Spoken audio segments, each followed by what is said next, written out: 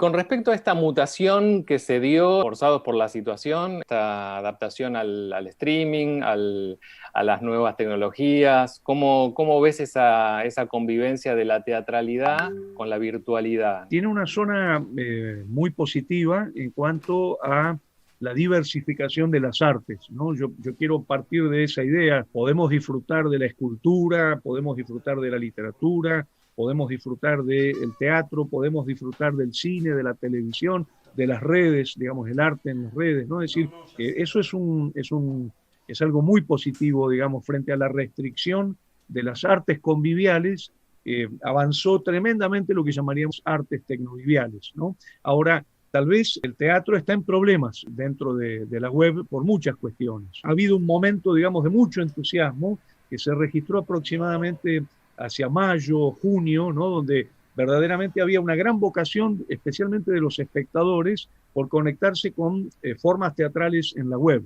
Pero lo que pasó posteriormente es una suerte de desgaste, de cansancio, hay una suerte de saturación de ver pantalla. Digamos, el fenómeno teatral se enriqueció con la pantalla y al mismo tiempo se encontró con un problema muy grande, y es que la web es gigantesca, es un universo enorme donde las prácticas teatrales tienen una inserción muy limitada y se ponen a competir con ofertas mucho más poderosas, como pueden ser Netflix o puede ser el cine o la televisión. Es interesante esto que comentás de las formas teatrales, porque se genera una nueva forma audiovisual en realidad, ¿no? Porque no es televisión, no es cine, no es teatro tampoco puramente, es una forma teatral llevada a la pantalla. Mira, yo pienso que podemos diferenciar lo que llamaríamos el acontecimiento convivial, que es un tipo de experiencia, es una pedagogía y nos exige una epistemología, un conjunto de conceptos para poder pensar lo convivial, que es muy distinto a el acontecimiento tecnovivial, ¿no? Donde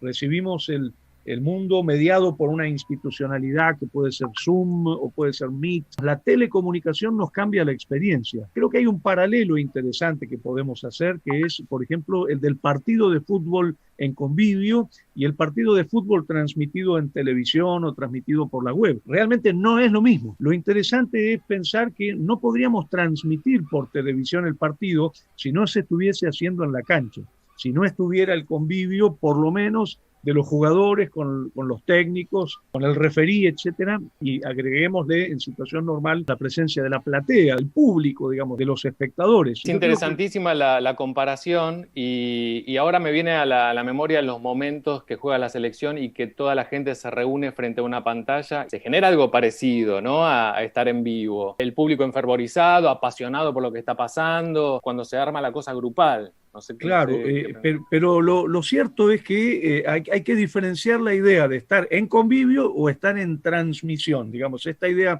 de la telecomunicación. Yo pienso que se trata de acontecimientos diferentes desde todo punto de vista, desde no solamente el lugar del espectador, sino también la relación de los jugadores, por ejemplo, con la gente, digamos, que no está presente allí. Yo en ese sentido creo que tendríamos que buscarle otro nombre. Yo no lo llamaría teatro, o en todo caso le agregaría una partícula que lo diferenciaría de la idea de teatro, ¿no? El teatro aprendió a dialogar con el cine, con la televisión, con la radio, con el video, y así aparecieron el teleteatro, el radioteatro, el videoteatro. Bueno, yo pienso que tendríamos que hablar ahora de tecnoteatro o de teatro digital. Pero aclaremos una cosa, ya el mismo significante lo dice, ¿no? La palabra teatro no es el tecnoteatro, no es, y por lo tanto es muy bienvenido por esta diversidad. Yo creo que hay que ser absolutamente pluralista, es decir, yo tengo que poder disfrutar, por lo menos esto decimos a los espectadores en las escuelas de espectadores, poder disfrutar los fenómenos más diferentes, pero al mismo tiempo dentro del goce del pluralismo estaría la percepción de experiencias distintas, ¿no? E indudablemente no es lo mismo estar en convivio, en un espacio extraño, digamos, como puede ser una sala de teatro, viviendo con los otros, en una inmersión que genera un tipo de experiencia muy especial, a estar en su casa a través de una pantalla. Yo, por ejemplo, en este momento yo no te estoy viendo a vos exactamente, lo que estoy viendo es un conjunto de haces de luces que construye un signo rectangular donde la voz no sale de tu boca, sale de las pantallas, pero al mismo tiempo hay una textura, tu cuerpo aparece atravesado por una textura que tiene que ver justamente con los píxeles de la pantalla, es decir, técnicamente estaríamos ante experiencias diferentes. Se verá en el futuro si si esto permanece, si no permanece, porque quizás la diferencia es que viene desde el teatro el contenido, ¿no? Entonces quizás hay otro tipo de contenidos, hay otras búsquedas, hay otras estéticas, inclusive se podría llegar a buscar otra estética, pero bueno, es cuestión de ver qué pasa en los años y ver qué pasa con esto realmente. Yo creo que el teatro ha tenido que lidiar a lo largo de los siglos con otras tecnologías que han aparecido, la tecnología del libro, la del cine, la televisión, la radio, etcétera. Y realmente una de las sabidurías del teatro ha sido buscar una división del trabajo. Es decir, si el teatro quiere competir con la televisión, o el teatro quiere competir con el cine, o quiere competir con las redes, o quiere competir con las series de Netflix, por ejemplo, se encuentra en problemas. Realmente es como que está peleando en un campo donde no está su singularidad. Tal vez lo más inteligente del teatro es no solo dialogar con esas otras formas, sino también preservar su singularidad. El teatro es fuerte en aquello en lo que solamente el teatro nos puede dar un tipo de experiencia, es lo convivial. Entonces, creo que la sabiduría del teatro pasa también por una división del trabajo. Fíjate que no es solamente en términos de medio, ¿no? El medio convivial o el medio tecnovivial, también tiene que ver con las metáforas. Por ejemplo, si la televisión es el espacio por excelencia de la ausencia de metáfora, el espacio vinculado más a lo documental, a los noticieros, al deporte, a la cocina, digamos, donde el espesor de lo metafórico se reduce, donde entra por sobre todo la actualidad coyuntural. El teatro se divide el trabajo yendo al campo de la metáfora, trabajando, digamos, desde una división que es muy sabia, porque insisto, si el teatro compite con la televisión, es muy probable que le gane la televisión. No, es otra cosa, claro. Cómo fue mutando y cómo fue adaptándose, siempre manteniendo la base de que están presentes en el mismo espacio público y espectador, ¿no? Pero a través de la historia, bueno, hubo muchas mutaciones del teatro, ¿no? Pasó de espacios abiertos, los anfiteatros, a espacios semicubiertos, a espacios cerrados totalmente, y a espacios diminutos, como es ahora, ¿no? Teatros de cámara también. Entonces, ¿cómo vería un espectador del teatro griego esta situación actual, como encerrado en una habitación, en un convivio muy pequeño con muy poca gente? Lo que tienen en común el teatro griego, el teatro barroco, el teatro del siglo XIX y el teatro contemporáneo en el siglo XXI, es justamente, a mí me gusta llamarlo una matriz, un teatro matriz, que sería que en todos los fenómenos, en todos los casos, lo que hay es reunión de cuerpo presente, reunión territorial, sea en el teatro de Epidauro, sea en la corte del Louvre en el siglo XVI, o sea en una plaza, en un hospital, digamos, no importa el lugar, lo que sí importa es que haya territorio, digamos, la reunión. Dentro de la reunión, del convivio, como a mí me gusta llamarlo así, alguien empieza a producir con su cuerpo un mundo paralelo al mundo. Imagínate, yo estoy en convivio con vos y en vez de decirte cómo andás, cómo te está tratando la pandemia, yo empiezo a decir, yo, próspero, en esta isla, traicionado por mi hermano, tuve que vencer la furia del mar con mi pequeña hija Miranda. A vos te quedan dos caminos, o decís, este tipo enloqueció, o decís, está produciendo poiesis, está construyendo con su cuerpo un mundo paralelo al mundo y lo empezás a expectar. Digamos, aparece una zona de experiencia que es el resultado de esa multiplicación, que sería convivio, poiesis corporal y expectación. Fíjate, eso es lo que tienen en común el teatro de Heiner Müller en 1970 y el teatro de Sófocles en el siglo V a.C. Entonces, yo pienso que han cambiado las tecnologías del convivio. Como muy bien decís vos, tuvimos primero una determinada disposición de los espacios, empezamos iluminando con velas, después con aceite, después metimos la electricidad, luego ya Meyerhold y Eisenstein empiezan a trabajar con la inclusión del cine, etc. Pero hay algo que permanece en todas esas experiencias, que es lo que yo llamaría el núcleo arcaico, ancestral, primigenio de la convivialidad. Nosotros le llamamos así a la pregunta ¿por qué pasa entre dos personas cuando se encuentran de cuerpo presente, en presencia física, en un territorio físico, en el espacio físico, en lo que Merleau-Ponty llamaba la carne del universo. La pregunta sería, ¿qué es lo que sucede? Y hay algo, hay un orden de experiencia que resulta absolutamente inapresable por el lenguaje, que pasa por la inefabilidad. A ver, yo por ejemplo en este momento me ordeno por el lenguaje, te veo a vos en un recuadrito, digamos, tengo la posibilidad de atrapar mi relación con vos en un acontecimiento del lenguaje. En cambio, si yo estuviese con vos reunidos en un determinado espacio, la sensación sería muy diferente. Primero, yo estando acá no puedo saber qué me pasaría estando con vos en convivio.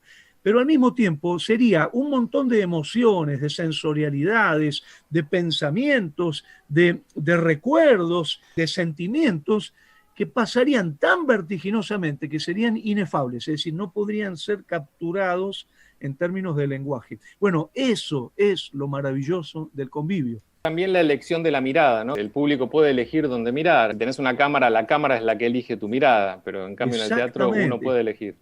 Exactamente, en ese sentido, Ricky, yo lo que te diría es, el espectador griego del siglo V, si lo trajéramos al siglo XXI, hipotéticamente, diría, hay nuevas tecnologías para el convivio, pero el núcleo primigenio de lo convivial, que es lo más maravilloso que tiene el teatro, sigue intacto. Hay algo muy interesante ahí, que es un núcleo irreductible a las tecnologías y que por lo tanto no evoluciona con las tecnologías. ¿Viste la gente que te vende esta idea de todo es tecnológico? No todo es tecnológico. No todo. Hay una zona de la experiencia humana, de la carne humana, que no se deja apresar por las estructuras de la tecnología. Y ahí trabaja el teatro. Ahí trabaja que quisiera, el teatro. Jorge, que nos hables un poco del vaso de Sófilo, que es el único lugar donde se ve expresado el público del teatro griego y cómo fue evolucionando también esa relación. Exacto. Mira, uno de los temas pendientes que tenemos es otorgarle al espectador, a las espectadoras, a los espectadores, el protagonismo que no le hemos dado. El espectador, los espectadores han sido una omisión. Y esto se nota, por ejemplo, en las cerámicas griegas de la Grecia clásica, fundamentalmente a partir del siglo V, antes de Cristo, hay una enorme cantidad de cerámicas y de dibujos sobre escenas de actores, obras de teatro, piezas teatrales, digamos, pero lo que no tenemos son imágenes del público. De hecho, hay una sola, que es el vaso de Sófilo que vos nombrabas, que incluso se discute si lo que está registrado es una obra de teatro o una carrera de carros, porque hay imágenes que registran carreras de carros que se parecen mucho, pero también hay obras de teatro. Por ejemplo, el caso de Hipólito, que cuando se la registra como una carrera de carros. Bueno, lo que se ve en el vaso de Sófilo, que yo le pido a quienes nos están escuchando que lo busquen, por favor, la imagen está en la web, lo que se ve es un público muy participativo, con las bocas abiertas, con palos en la mano, con una energía que no es el espectador moderno, digamos, del siglo XIX, silencioso, en la oscuridad, concentrado en la escena, sino alguien que está generando una energía de acontecimiento donde el espectador es tan importante como el actor. Y en ese sentido, Ricky, yo lo que creo es que tenemos que repensar desde la historia al espectador como un gran partícipe del acontecimiento teatral, ¿no? Es decir, no tenemos que pensarlo solamente como un observador, sino más bien como alguien que está generando, incidiendo y construyendo al mismo tiempo con los actores el acontecimiento teatral. Vos sabés que Platón, es interesante esta referencia, en un libro que se llama Leyes, que es un libro de la última producción de Platón, habla de lo que él llama la teatrocracia, ¿no? ¿Y qué sería la teatrocracia? Es el gobierno de los espectadores. Platón dice que hay espectadores que se comportan tan mal, inciden de tal manera en los espectáculos, que los terminan saboteando y que sería necesario educar a esos espectadores para evitar la teatrocracia. Fíjate que la idea que tenemos del espectador es alguien pasivo, contemplativo, silencioso. Correcto. Sin embargo, basta con mirar un poquito la historia del teatro y llegando incluso a la contemporaneidad para ver que el universo del espectador no es un universo de observación, sino un universo de participación. Hay algunas tendencias que han motivado un poco la participación del espectador, ¿no? Pero más allá de eso me remite inevitablemente a lo que vos decías antes, que es el deporte, ¿no? Evidentemente no había diferencia entre una carrera de carros y una obra de teatro. Con el tiempo eso se fue separando. El espectador de teatro se supone que es correcto, culto, calladito, mira, Sí. no participa, ¿no? Lo que vos decís. Exacto, y sin embargo la historia demuestra otra cosa. Las relaciones entre el espectador y el actor siempre fueron muy liminales. No podemos plantear una diferenciación tan grande, ni siquiera cuando se inventa la tecnología del escenario a la italiana, donde claramente vos tenés separado el espacio de la escena del espacio de la platea. Claro. Ni siquiera en ese momento, porque según los testimonios que tenemos, la gente no va a mirar la escena solamente.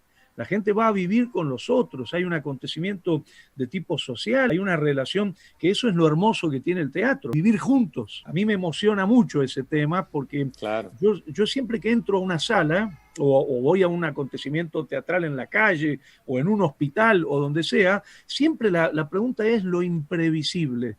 ¿Qué me va a pasar cuando yo esté al lado de los otros? ¿Cómo van a reaccionar ellos? A mí el espectáculo me puede estar aburriendo olímpicamente, pero si tengo gente que está muy emocionada con el espectáculo, yo puedo empezar a relacionarme con la emoción de ellos, que es un poco lo que nos pasó el otro día con Maradona, ¿no? A mí me conmovió tremendamente ver la pasión de la gente por Maradona, Maradona muerto en su ataúd en la Casa Rosada, y era muy conmovedor observar la teatralidad de esos cuerpos de clases sociales muy distintas, generando una pasión y un diálogo con Maradona muerto que verdaderamente yo, digamos, no vivía mi relación aislado con Maradona, sino que la vivía desde la pasión de los otros. Ese vínculo vicario en el convivio es una de las cosas más maravillosas, digamos. Por eso, Ricky, yo diría, el teatro, más allá de que hay gente que diga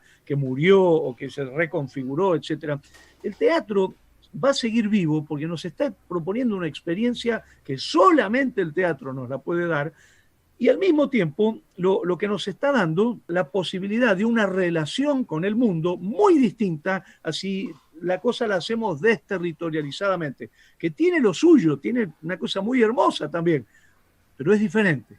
Se están haciendo algunas experiencias híbridas también, ¿viste? En Europa algunas salas están produciendo la doble experiencia, o sea, la experiencia virtual y la experiencia presencial a la vez, ¿no? Obviamente son, como decimos, dos experiencias diferentes y no tienen nada que ver, pero bueno, se abre como un lugar de, bueno, de repente se puede ver en la casa o podés ir al teatro. Exacto. Mira, a mí me impactó mucho una vez cuando estuve en Barcelona. Me llevaron a recorrer el teatro, el Liceu, ¿no? El famoso teatro musical, el Teatro Colón de Barcelona, digamos. Y me impactó mucho que tiene una herradura muy cerrada arriba, entonces la gente que se sienta en los laterales de arriba de todo no ve el escenario. Y entonces le pusieron unas pantallitas, ¿viste? Los televisores del avión, en las butacas del avión. Entonces, mirá qué cosa tan extraña. Vos estás escuchando en convivio, pero no estás viendo el escenario lo estás viendo a través de la pantalla. Bueno, relaciones como estas, digamos, a mí me gusta llamarlas liminales en el sentido de hibridizaciones, cruces, pasajes, umbralidades entre convivio y tecnovivio, ¿no? Por eso yo soy pluralista, ¿no? Yo soy, en ese sentido, digo, me encanta disfrutar los espectáculos conviviales en su singularidad, me encanta disfrutar los espectáculos tecnoviviales en su singularidad, y también me fascina, por supuesto, toda la experiencia liminal de cruce, de convivio y tecnovivio, ¿no? Creo que es muy parecido lo que decís a cuando se mira la ópera o cuando se mira algo desde el gallinero con los largavistas, ¿no? Con los binoculares. Es algo parecido, digamos. Absolutamente. Los largavistas serían justamente un componente tecnológico que nos permite aproximarnos más a la escena, ¿no? ¿Y vos hiciste teatro alguna vez? No, ¿Te subiste a un escenario alguna vez? Mira, yo te diría, yo uso mucho las estrategias teatrales para dar clase. Me fascina, me divierte muchísimo utilizar las estrategias del teatro pero no para hacer teatro, sino para dar clase. Hay una relación entre el docente y el actor, que es una relación muy potente. Pero por supuesto me han ofrecido, y como yo estoy muy vinculado al campo teatral, he tenido la oportunidad de actuar o de escribir o de dirigir, pero no siento el deseo. Mi deseo pasa por la expectación. Yo soy me considero un muy buen espectador, en el sentido de un espectador muy apasionado. Qué bueno tenerte como espectador, un espectador de lujo. Me fascina y creo que es un lugar muy importante en la construcción del acontecimiento. Quiero cerrar agradeciéndote mucho nuevamente la participación. Para los que nos están viendo y escuchando, recuerden la Escuela de Espectadores. Pueden ir allí a los cursos que está dando Jorge allí, tanto en Argentina, que es la base, como en otros países. No sé si querés decir algo de esto para cerrar. Mira, nada más decir que estamos considerando a los espectadores y las espectadoras como sujetos de derechos también, y acabamos de crear, ya tenemos personería jurídica, la Asociación Argentina de Espectadores de Teatro y Artes Escénicas, que es muy importante. Por supuesto, justo nos agarró la pandemia, esperamos poder normalizar las actividades. Se viene una reivindicación y autorreivindicación de las espectadoras y los espectadores como sujetos de derechos a través de esta asociación. Bueno, muchas gracias, Jorge. Nos vemos, quedó mucho tema, pero bueno, nos vemos en algún momento. Te agradezco mucho. Gracias, Hasta Ricky, luego. muy amable, muy honrado, muchas gracias. Bueno, muchas gracias. Nos estamos viendo.